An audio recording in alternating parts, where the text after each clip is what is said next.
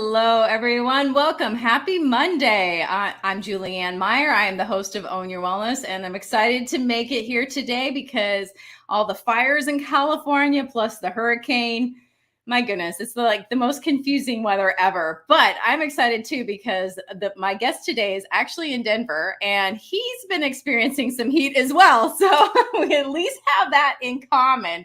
So without further ado, let's bring him on. ASKCRAIGTEE, welcome to the show. Hey, Julie, thanks for having me on.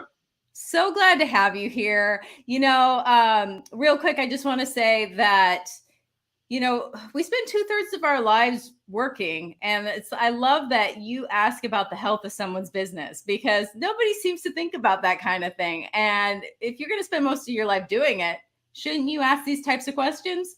Absolutely. Yeah, it's crazy. I made that revelation probably, I don't know, 6 or 7 years ago. And I was like, man, this is crazy that I'm literally working all this time so that I can have quality of life to be with my family, and yet I can't be with my family. Exactly. So anyway, why don't we start off with you telling us a bit about yourself and your own wellness journey? Absolutely. So I guess the right place to start is about 7 years ago, I was working in a corporate job. I'm an IT professional by trade. I've been doing that for about 28 years. I was sitting in my cubicle one day on the tail end of an 80-hour, almost 90-hour work week. And I just realized that, this wasn't really living. And I got to a point emotionally and mentally, and I started to kind of get this negative vibe about myself. I was like, oh, I hate my job. I don't want to be here. This sucks, and I just really kind of went down this path. And what's crazy is it had a really direct effect on my physical health. I started to, eat because I wasn't happy. I was like, I don't know what you call that, but I was, like, oh, I'm so sad. Let's eat a cheeseburger. Like that totally works, right? So emotional eating. Yeah, emotional eating. That's what it is. I knew there was an name. Hold on one second. I gotta just check my plug here. So I was like, okay, I'm gonna do this, and then I'm gonna sit in a cube, and I'm gonna be busy, and I gained a ton of weight. I went up over 400 pounds for the first time in my life. And I was like 43 years old, 42, 43 years old. And so, of course, all of that weight and everything started to take its toll on me. My joints started to hurt. I started getting these really chronic migraines. I just didn't feel right. Like I was like out of balance or something. And so after a lot of my wife would say, you spent a lot of time in Egypt because that's where denial is. And so I finally went to the doctor, and really nobody was super shocked, but my blood pressure was triple digits on both sides. I was like 193 over 176. My weight was 407. My LDLs were in the upper 200s. So I felt like garbage. I mean, obviously. And the doctor was like, you're going to die. Like she didn't mince any words about it. She's like, look, you're 43 years old and you're living like you're 20 and you're not. And she's like, your birthday is in like 3 months. And she's like, you're not going to make it. She's like, I'm surprised you haven't had a stroke already. So at the same time, I had a newborn son in utero. He was like 4 or 5 months away from showing up. And I already had 4 daughters, and I got a wife, and I have all these reasons to live and to be responsible, right? Like we talk about like that quality of life. So it was a massive wake up for me from a wellness perspective. I knew that if I didn't make a serious change in my life, that I wasn't going to be around. So I started doing some things that were very different in my diet. And, I started taking it seriously in a very, relatively speaking, a very short time. In about 13 months, I had lost 161 pounds. That's amazing. So my weight loss journey, really is relevant here because it's what led me kind of into this space of wellness. I started, communing with other people that were having similar journeys, and I got involved with some businesses that were around health and wellness. And I started to get into that community, and I started to realize one thing as an entrepreneur, having set up so many businesses. I was like, wow, these people are all great at what they do as healers, but they're really not very good at running a business, or they just don't want to. And so that was really kind of how I got into, the space that I'm in now. And so that's been a 7-year journey, and I've kept my health in the crosshairs, so to speak. I'm not taking my focus off of it. I've maintained that weight loss. I'm working out now. I just turned 50, in April, and I'm working out 3 times a week. And I'm probably in the best shape I've ever been in, really. Well, maybe since I got out of the military, but it's the best shape I've been in. So.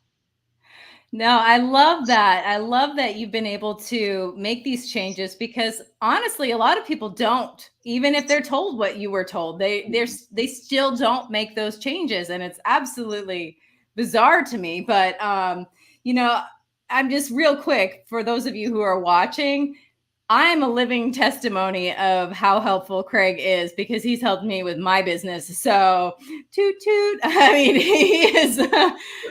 that's part of the reason why I'm so excited he's on the show today, because just that idea of being able to streamline, my time and have strategic ways of being and all of that. So what I'm getting at here, Craig, besides talking you up, is it's good. You're like, oh, it's okay.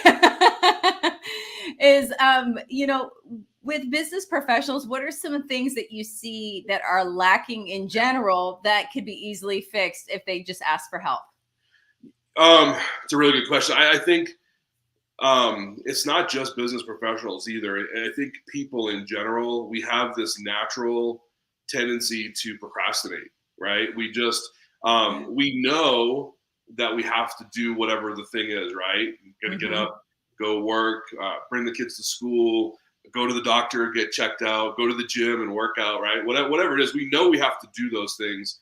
But I think when it comes to business professionals, the reason I really honed in on that so much is because when you are not active, when you're not doing the things that you need to do in your business, there's a direct relationship to either the finances, right? You're not growing and scaling your business and revenue, or like you mentioned, time is a big topic that I talk about with my clients. Almost every client that I work with initially, the first couple of sessions are almost always around time management.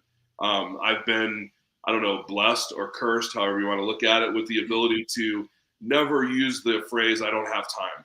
I think it's more, how are you utilizing your time? And so I think that's one of the big ones that I see with business owners, especially with solopreneurs, people that aren't running a bigger company. It's just them. It's a one man, one woman show. They don't know how to say no to things. And then as a result, their schedules get filled up. And so, that's a really important place to start as a business owner, because if you don't have that in place, if you don't have a methodology for how you're going to manage your time and directly your business, well, then your personal life gets out of whack too. And you start to have relationship issues with your partner, start to have stress and anxiety because you're not doing the things you're supposed to do over here. So yeah, I would say that's probably one of the biggest things I see right off the bat. As you're sharing that, I was thinking how you do one thing is how you do everything. So of course it would bleed over, but so many people think it's separate, or like the whole idea of, most of us have worked for somebody else at one point. Don't bring your problems to work. Excuse me. I am not. I understand what they're saying, but at the same time, I'm not a robot. So, especially if you're an entrepreneur, there's no off switch really. So you really got to learn how to. That's right. Yeah. One of the things that I talk about a lot when I speak, and also with clients is being present, right? It's one thing to show up. I know that's kind of a trendy thing. We should show up, and that's totally true. And you have to do that. But I think that when you show up for something, you also have to be present. And I'll give you an example.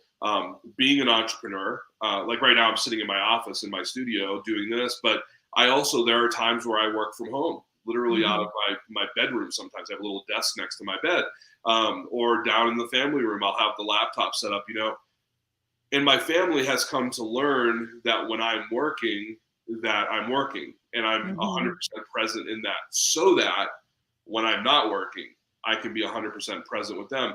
And my kids they've learned to appreciate that. They know if I say to them, look, guys, Papa has to work, I've got a phone call, they disappear.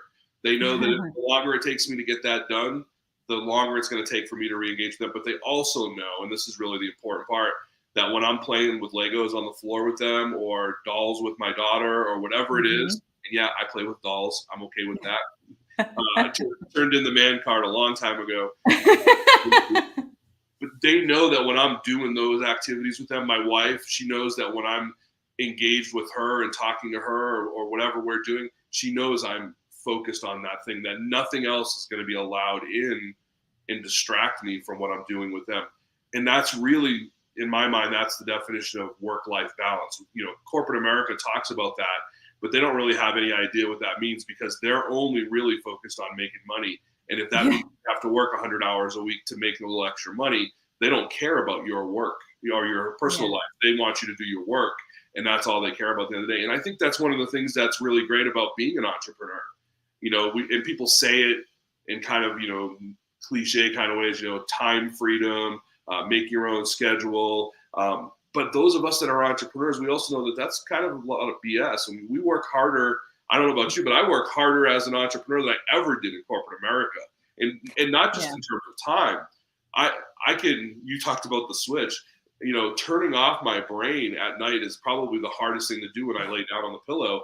I'm like, okay, tomorrow I've got the show with Julie, and then I've got with this guy, and I'm running my schedule already in my head. And I'm like, oh my gosh, I just got to shut that off, because I need to be present to sleep from a wellness. Exactly. You know? No, I like that, being present to sleep. That's it's true though. You know, I saw this meme the other day, and I thought it was really funny. It was like, you know, all those things that you wish that you, or something, it was like saying something to the effect of, you know, don't worry, all those things that you wish you got done today, they'll be there for you tomorrow. Franklin Covey teaches that, right? When you go through Franklin Covey, I don't know, I'm dating myself probably, but when they used to do the Franklin Covey system, that's what he used to say. He's like, make your list, and what you don't get done, you put at the top of your list for the next day. And while that makes logical sense, all that is kicking the can down the road. I would rather have a really good schedule, a plan for my day, and then if it kind of goes off track, because that sometimes happens, have the flexibility built in, because I'm good at time management, to go, you know what, I'm going to work an extra 30 minutes tonight or an hour, but then I know tomorrow that my morning is completely clear, that I'm not carrying over all that stuff from the previous day. And mentally, you're not carrying it either. So it's not, you know, you're not thinking about it while you're sleeping and all of that. So I like that. Yeah. You know, the question that comes to mind, and this is one that I used to believe myself, was because we've been talking about scheduling, is a lot of people don't want to make a schedule because they, you know, especially if they're artistic, or, you know, even in the health and wellness industry, they want to be free and have all this free time and all that. They don't really. What would you say to somebody who doesn't want a schedule? Well, I mean, I guess the first thing you have to do is you have to define what a schedule is, right? I mean, a lot of people think of a schedule, you know, they grab their phone, they look in their calendar, right? They schedule calendar as kind of sounds, but that's not really the same thing. I think a schedule is really, it's a plan. It's more of it's an outline to how you intend, and this is an important word, how you intend your day to go day to day. But I think when someone says they want to be free, I think that the true freedom really lies in the ability to be flexible in your schedule, in your plan. But if you don't have one, then you're not setting yourself up for success to be free. You're actually allowing the world to happen to you, and you have to become get in this reactive state, which causes anxiety and stress. And anybody who suffered with anxiety and stress and depression, they'll tell you that they have this, I'll use an example, like hoarding disorder, right? You know, people walk into a room, it's not because they don't see the garbage in the room and realize, oh my gosh, my house is a wreck and I probably need a bulldozer to clean it out. They walk in the room and they go, oh my gosh, this is overwhelming to me. I don't know how to deal with this. There's too much stuff. Well, guess what? If you don't have a schedule or a plan for your day, that's how you're going to live every day of your life. You're going to feel like you're in this reactive, overwhelmed state with all of the things that are happening to you instead of you happening to the things in your world. It's just a matter of perspective. But if you don't outline that plan, if you don't at least try to come up with a map or whatever you want to call it of how your day is going to go, you're going to find yourself just kind of floating around. And I don't know, there are people that are like that. I mean, there are people that can operate in that kind of a space. I don't think I don't think I could live like that. I mean, that would drive me crazy. Yeah, me too. You know, I was thinking too, it's kind of like how people, they don't put fun into their calendar, you know, Right. but then their bucket list remains a list. They don't actually do those things because they don't plan it out. And it's, it's just, oh, I want to do that someday. And it never, ever happens because that's right. I literally just had a client. It's so funny that this comes up. He'll probably see this at some point too, so he'll know I'm talking about him. Just had a session with him this week, and I was looking at his calendar because we've been going through capacity planning and things so that he could scale his business. But the first thing was his schedule, how to get better at blocking out his schedule.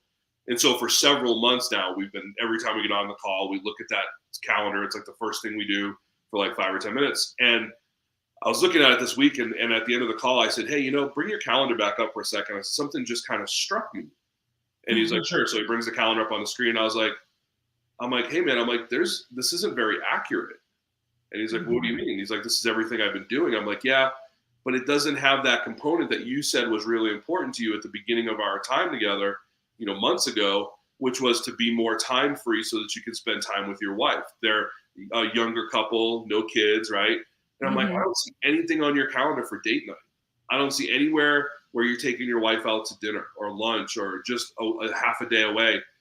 And his response to me, and it threw me over, he was like, I don't know where I would fit that in. And I'm like, oh, no. I'm like, you're now a student of the time management system here. You need to figure out a way to block out that time. So I said, your homework for this week is I want to see a spot on your calendar where you took your wife to lunch or dinner or something, and you didn't work the rest of the day. And he struggles with that stuff because he feels that internal pressure to grow his business, and he's kind of like, he could go workaholic really quick, and I don't want him to go there because I want him to have that balance. Well, the other thing too, I think entrepreneurs forget, and I'm curious if you agree with me on this one, is that, by working, like grinding, like that term, grinding away on their business, sometimes they'll be successful in spite of that because, I don't know about you, but sometimes I get my most brilliant ideas when I'm in the shower. So it's kind of like you're still working on your business, but not, it's more like there's apps on in the background that are running instead of like, you know what I mean, right? So I feel like if you could just relax your brain and walk away for a little while, you'll actually have better success. I don't know. What are your thoughts? Yeah, no, I totally agree. I think the way that I frame that and the way that I handle it as an entrepreneur is really, planning space, planning gaps, because you have to sit back as a business owner, as an entrepreneur, especially if you're trying to remain in this, kind of build and grow state all the time. It's super important that you have perspective. And the only way to really get perspective in the literal sense is to step back from something, right? If you're too close to it, right? I could be creepy and go really close to my camera, but like if you're too close to it, then you can't see all the things. But when you step back, you get more of a holistic picture. And I think I spend a lot of time, just sitting in a chair a lot of times without, tech on, which is hard for me because I'm a tech guy, and I'm super wired into things. So I'll shut everything off, and I'll block out 2 hours. And I'm not necessarily going to go for a walk or anything like that. That could work. But like for me, it's literally just sitting in a chair and going, okay. And letting things kind of hit me. I have a little notebook and kind of like the shower analogy, something just kind of passes through the tunnel I call my head. I write it down. I don't think about it. I don't try to do something with it. I just capture it. And then I put it back. So journaling in a way, and what's crazy is if you look at my desk, I'm looking at my desk, I've got 3 or 4 different little composition notebooks or flip books on it, and they all have different purposes, and so I'll write things down, and then I have one in my pocket, and I'll transfer things into the appropriate notebooks. I've got one for money, I've got one for the business, I've got one for personal stuff, I've got one for ideas, right? So all these things. And I don't know, maybe I'm a freak that I operate that way, but I do that too, actually. I think sitting down, that's what an entrepreneur does. I mean, if you think of all the great people, you could pick any entrepreneur you want. no shameless plugs for anybody because I'm not affiliated, but look at a Bill Gates. Like how did that guy get to where he's at, right? You hear all the stories about he started in a garage, he surrounded himself with brilliant people, but at the end of the day, he was the one who sat there and said, you know what would be really cool if we could write a computer program that would organize our lives and give us a visual interface. I think I'm going to do that. I'm going to write an operating system, right? Like who does that? That had to be some kind of a weird idea. Elon Musk, all the things he thinks of. One of my heroes, Richard Branson, the Virgin Atlantic model from a branding perspective. Like these are people that are in my head because I admire what they do. But if you look at what they do on a regular basis, it's all about them sitting down in their most intimate times and having an idea and capturing it, and then taking action on it. Right? Yeah, they're not. It's a two-parter. And I think a lot of entrepreneurs they lock those two things together in the moment. They go, "Oh, it'd be really great if I could invent this. Okay, I'm gonna go do it." And but you got to give yourself that space, to kind of process. So. Well, that's a problem. I in the addiction world, they call it squirrel, know. Squirrel. Yeah, I mean, it'll still be there. You don't want to sit on it forever, but maybe it's not the appropriate time right in this exact moment. Right. It doesn't mean you have to do it right exactly then. I think that's a really good distinction, actually. So what does it look like to work with you? Because you've given us a little bit, little tiny nuggets of, what it looks like. But I'm just curious, what would it be? Yeah, I always appreciate this question. I think the easiest way to answer it is, like I said before, most business owners struggle, I've found, in three areas. It's they either don't have a plan or they don't have a good plan, or they have a good plan that needs to be revisited and kind of adjusted, right? Because plans are only as good as the execution, and sometimes things change. So strategic planning is a big focus. Most of my clients, when they come to me, that's one of the first stops. Marketing, it's like an ugly word for people. We all know we have to do it. We all know that, social media is one way we could do it. We could do ads. Like everybody knows the vehicles for doing marketing, but nobody ever really talks anymore about the marketing strategy aspect of it. How do we actually take the things, right? Because there's so much and it's overwhelming. I think, again, back to the hoarding example, right? It's overwhelming.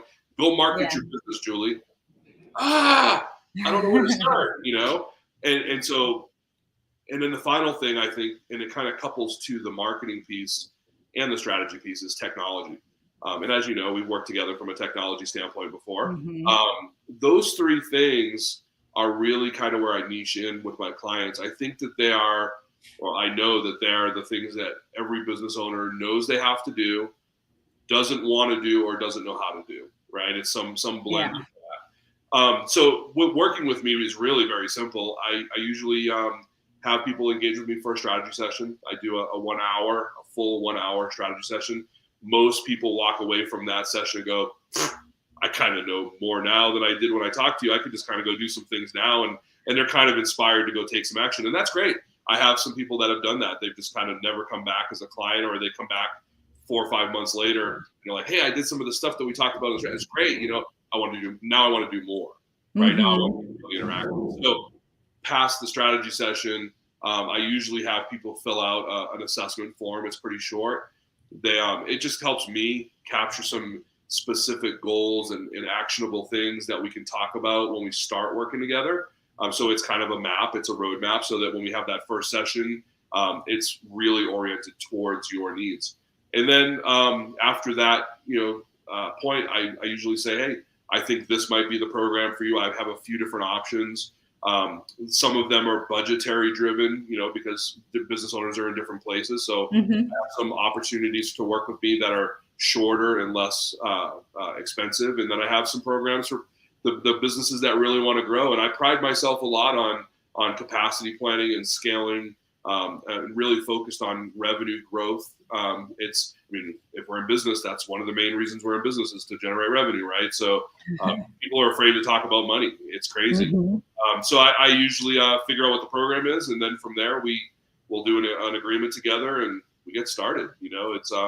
I meet with people. I have clients I meet with every week. I have clients I meet with every other week. I have clients I meet with once a month. I do executive coaching, so I work with C-level clients as well. And it's funny because the C-level clients you would think would be like super high end, like really, really complex business matters and issues. I'm more of a life coach to those people. Those guys are just like, I need a hug. Just like emotionally hug me as a coach because I've had a really hard week. And they deal with a lot of different things. So, and then on that same vein, I'll also go into corporations and do group coaching for like sales organizations. I'll talk about ways to create efficiencies. That's kind of my real main thread through the whole thing is creating efficiencies for business owners. How can you free up your time? How can you automate certain places in your business and still have that revenue flowing in? So that's what it looks like to work with me. I love working with my clients. They're every one of them is different. They all have different, issues and problems to solve, and but they're all amazing because we go through this process of really vetting out if it's a good fit, and that's really important for me. Is that I know there are a lot of coaches out there, and nothing against anybody who's a coach, but there's a lot of coaches who just take your credit card and your time and run with it, and I'm just not that way. It's really important for people to know that. My tagline here is business built on faith. I am a man of God, and that's just how I put myself out there. And so as such, I have to operate from a place of integrity. I need to be responsible with my finances, but I also need to be really focused on how I interact with people from a relationship standpoint too. And so if it's not a good fit, I'm just not going to work with you. And I'll tell you. Yeah. Well, I want to throw in a little something too, because I think that this is important for the people that, are having issues with technology, and that's that overwhelming feeling. I just want to say that you, Craig, hold this space, this patience. There's this patience that you have that makes it okay to keep working and moving forward. And like, you can read the person you're talking to, like, are you still with me? Yep. So I just want to mention that because I know for me, that's always been a struggle is the technology thing. I shouldn't say I don't have the patience for it, but it was easier working with you because you held that space for me to relax. So I appreciate that. And it's funny. my wife will concur to this when she sees this video. I actually struggle in the area of patience holistically in my life. But when it comes to technology, and it's just probably a confidence thing because of 28 years of being around technology in my corporate job, I just understand it. And more to the point, I understand people and how it affects them. And just for people that are watching, there's nothing to be afraid of with technology. It's really your best friend when it comes to business because it allows you to do things it allows you to duplicate yourself and scale yourself in areas that you just can't be present all the time, right back to being present. And so don't be afraid of technology. It is a complex web, and it's changing as we speak constantly. And so as a technology consultant, a coach, one of the things I have to do is I have to block out time to stay on the current trends, right? I can't get a client on the phone like we got into your system. I've never seen your system before, but being able to reverse engineer it, in a short period of time and then figure out ways to make it effective for your business. That's the gift, right? And that's where it's crazy because I have that patience with people there, but nowhere else in life. Completely anxious everywhere. So I appreciate the compliment. That's funny. I love that. Well, on that note, it is time for us to go to commercial. So we're going to be back in just a minute. Okay, Craig? All right. Sounds good. For those of you who are watching us live, thank you for being here. We appreciate you. But as I mentioned, it's time for those commercials. So until, a couple minutes, we'll be right back.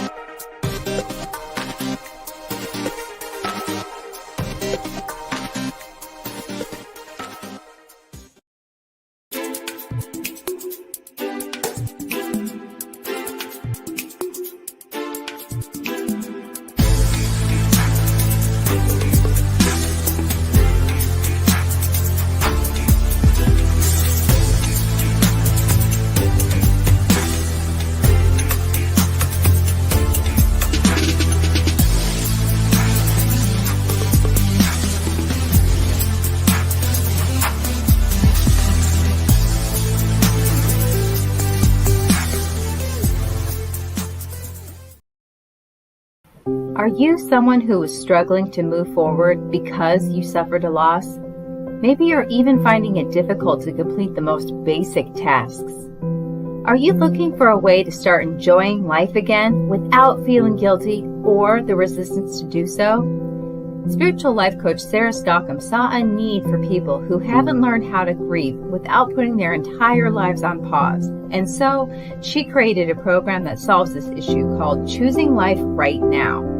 This program is simple and you can do it on your own. If you are ready to learn how to feel your grief while still being able to smile, to honor the sacredness of what took place as a loss, and yet still continue to live with joy, and if you'd like to take care of your whole being with grace and love, then I'd like to invite you to experience her new program called Choosing Life Right Now. Sarah is currently offering her program for the promotional price of $77, but it won't stay at this price for long. To learn more, check out her website. The address is on the screen. When drug or alcohol addiction take over, things begin to disappear. Your friends, your family, and eventually, you. Recommended by Dr. Phil, New Method Wellness can help get your life back with individualized treatment plans for dual diagnosis clients. New Method Wellness provides the most highly credentialed treatment in a safe and welcome environment. Call New Method Wellness for your free consultation and ask about our national accreditations. Together, we can put the pieces back together.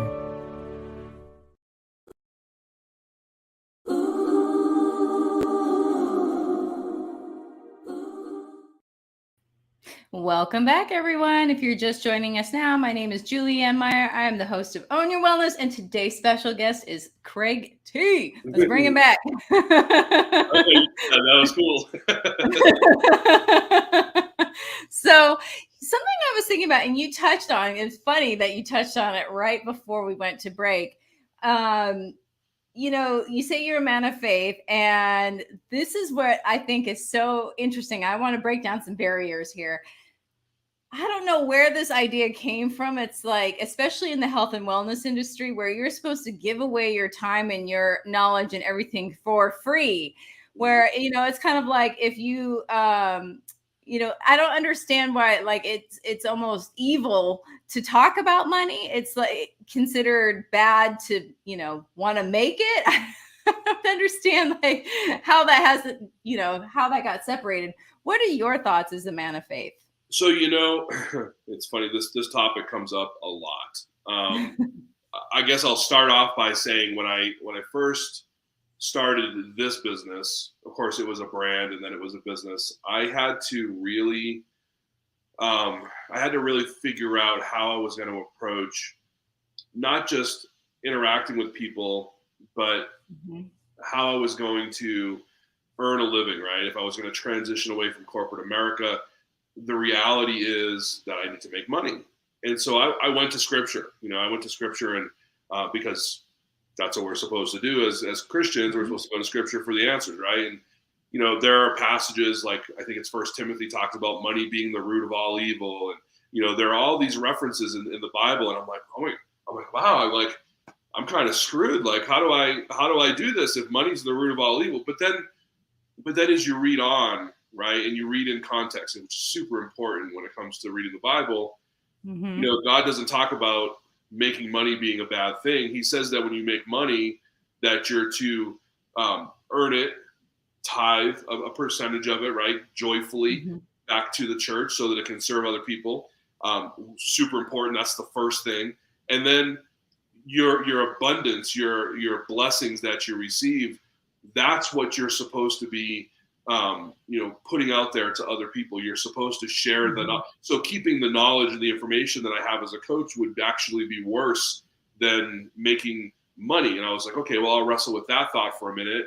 And I was like, but if I'm making money off of other people's issues, their challenges, their struggles, is there a moral issue with that? Well, no, because the Bible also tells us that we're to minister to one another, right?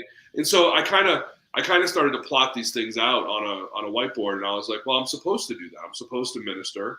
And God says it's okay for me to earn money. I can earn my wage. I can earn an honest day's wage, right? Put my hands to the plow. Mm-hmm. You reap what you sow, right? All these verses that even if you're not a Christian, you know what I'm talking about. Those are sayings that are from Scripture. And I started tying things together, going, it's okay. It's okay for me.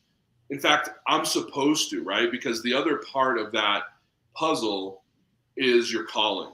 We all have a purpose, right? I don't particularly want to get hung up in, what anybody who might be watching this believes, right? You believe what you believe. I just say you got to believe in something. I believe in Jesus Christ, but you do you, right?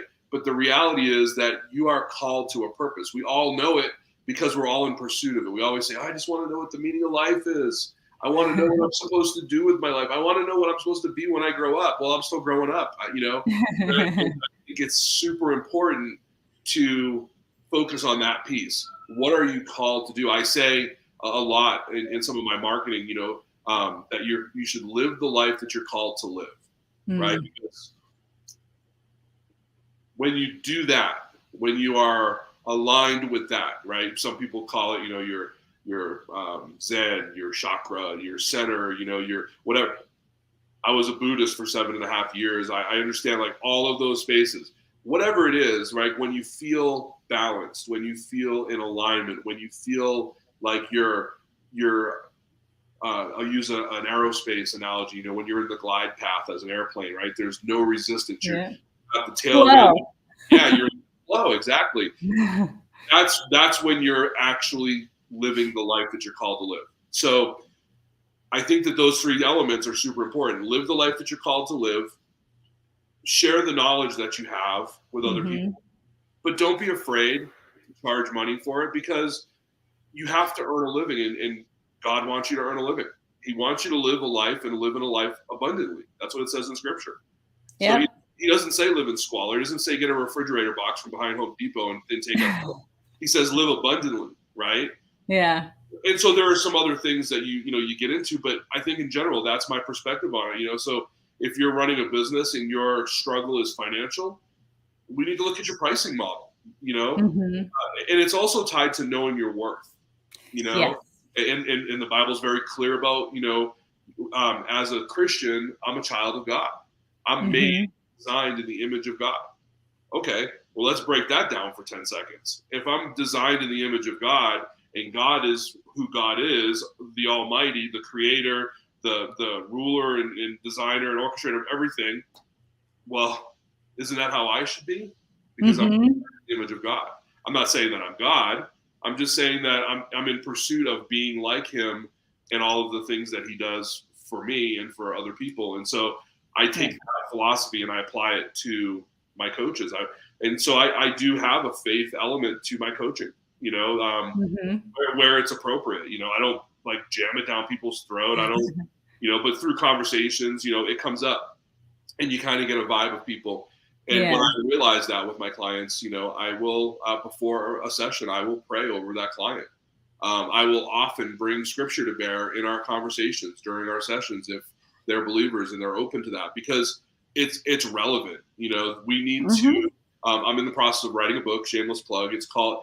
Working title is God is my co-founder, and so it's really. I like that. It's really I was going to do Doing Business God's Way, but that's already a title out there, so didn't want to step on toes. But God truly is the co-founder of my business. If I let Him direct the path of everything that I'm doing, and I'm really in tune with how I'm supposed to act with regards to finances and relationships and wellness, right? Like my physical fitness, my mental wellness. And of course, the underlying pin of all that is my faith. And that's why it's business built on faith. I think that it's super important for two reasons. One, for me personally as a business owner to run my business that way. And secondly, because I'm a Christian, because I'm a believer, my one thing that I'm supposed to do according to God's word is to spread the gospel to other people. And so I look at opportunities like this, my coaching sessions, if I go to a networking event, it's about making money and it's about growing my business. But first and foremost, it's about spreading the gospel. I've been in so many situations, Julie, where I'm thinking I'm having a strategy session. I wind up having a revival, a ministry session with people. And I'm just like, wow, we weren't supposed to be talking about business at all. We were supposed to be talking about your addiction or the thing that you're going through or the thing that you've been through. And building that relationship is way more important to me than signing a contract and having a client come on board. Something that I was thinking about too is, and I admire, is that, you're showing up as who you want to be for your, in the world, for not only your business, but just how you want to be. A lot of people think they have to, separate out and be this certain sort of mask, and then that's just one aspect. But it seems to me like there's a through line with you where how you are is how you are. And it's just how you spend your time might be a little bit different, say at 6 a.m. versus 6 p.m. So well, by 6 a.m., I've already been up for an hour and a half. I've done my morning workout, done all the routine things I got to do. I like it. Yeah. And, by 6 a.m., my house is starting to wake up. So yeah, I tell people all the time, what you see is what you get. I don't. A long time ago, my mother. Sorry. It's okay. Every time I think about her, I get emotional. She's been gone for about 8 years. So I'm so sorry. This is what you get. She used to say to me all the time, and I won't curse because I'm a Christian, but she used to use explicit as what she said. But she said, "Don't give an F what other people think about you.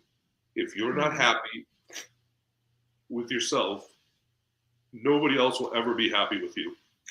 And I've just carried that through my whole life. I have that I don't give an F mentality, I guess.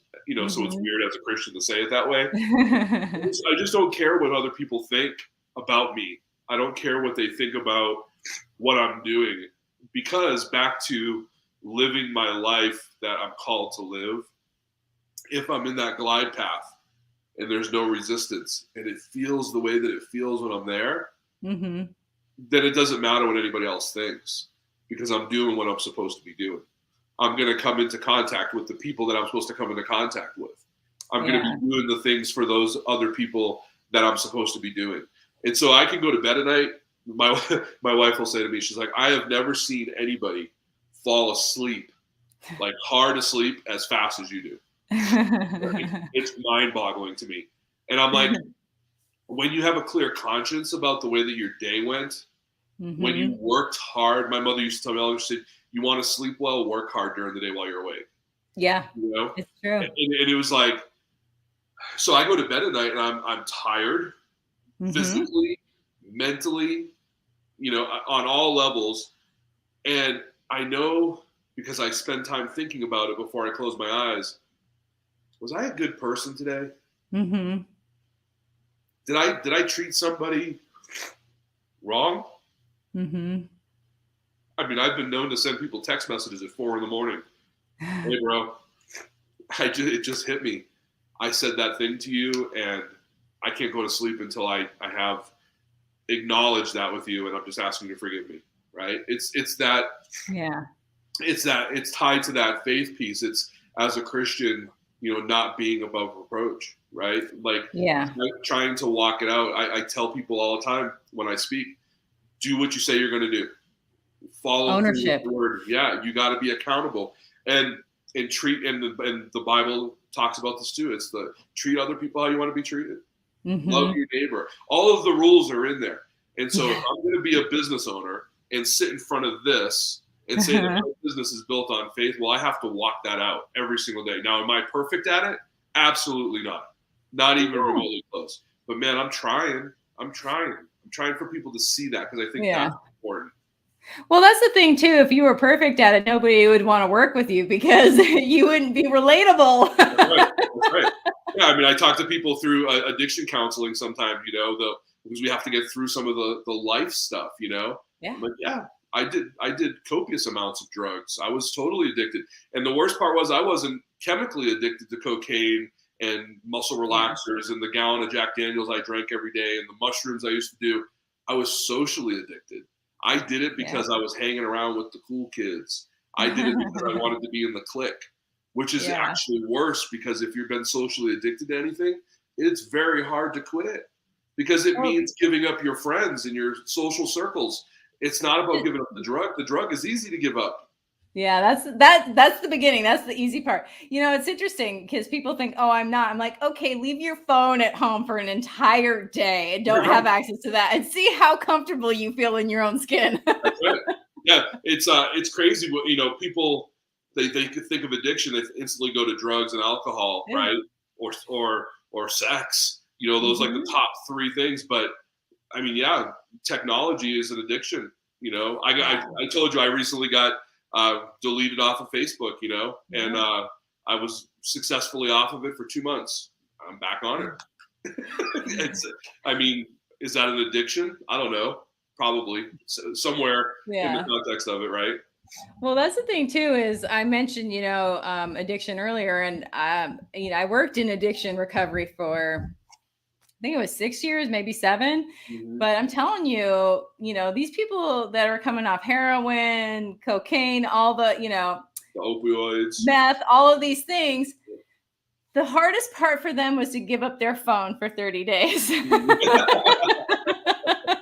That's They funny. can put down the drugs, they can deal with the cravings, but the phone cravings.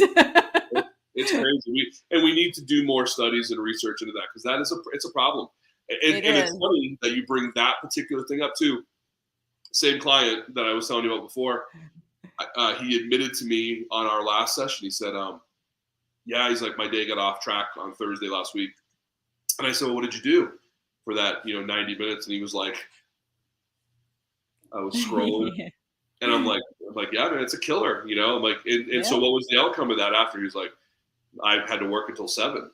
What was the Yeah. outcome of that? My wife was mad at me because I wasn't there for dinner." And I was like, so yeah, we gotta figure that matrix out. That's a whole other topic, but Yeah, no, it really is. But one last quick thing about that is, what if his goal is to spend more time with his wife? This is literally taking away the one thing that he wants to do. It's like, and, that's addiction. and creating anxiety and stress, which is the one thing he wants to get rid of. So Exactly. yeah, it's funny. And back to my initial comment. We do it to ourselves. We know what we're supposed to do. Adversely, we know what we're not supposed to be doing, and yet we still Exactly. do it. Yeah, it turns into, I've said this before, but it can be a compulsion. I mean, it's interesting. So I Yep. think that that's where scheduling helps too, because if you have to be somewhere, you have to do something, it's a lot easier to show up than if you don't schedule it, because then it's like, I'll do it later. Yep, it's crazy. And because we've now worked together, I am habitually early for everything.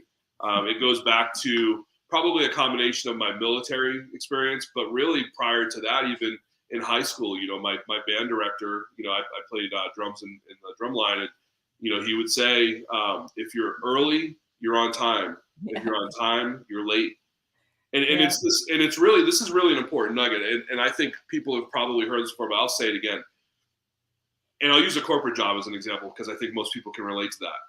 When you are hired to work from 8 in the morning until 5 at night with an hour for lunch, that's a typical, I don't know, it was never my typical work day, but in theory, that's a typical work day, right? It's the theory, yeah. What that means, and I'm trying to teach my kids this, that means that you have to be in your office, at your desk, hands on the keyboard, working at 8 a.m., not walking in the door, getting a coffee at 8 a.m., go to the bathroom, meander to your office, turn on the computer and wait for it to load up, mess around with whatever. And then by the time you start working, it's 8:40. That's not what you're getting paid for. And as entrepreneurs, the same kind of philosophy is in conflict all the time, because as entrepreneurs, we want to be free. We want to we want, right? Like we were talking about. Yeah. And while that's possible, you should plan your day to be that way. Hey, I'm gonna get up at 4:30. I'm gonna do all my morning routine things. At 6 a.m., I'm gonna do the family thing for a couple hours, get the kids off to school. I'm gonna come down to my office here at 8:30, and I'm gonna get ready for my 9 o'clock shoot with Julie on her awesome show. Yeah. I'm not gonna walk in my office door at 5 till 9 and try to figure out all the technology and turn on all the lights and do all the things, because then I've now put a compromise into your schedule, right? So we just need to be more aware, and frankly more respectful of our time for other people, but for ourselves too. Exactly. I don't think people respect themselves enough, So yeah. Well, speaking of time, we're just about done. So it goes by quick, doesn't it? Are there any last thoughts that you would love to share with the audience, or you can also reiterate something if you'd like as well?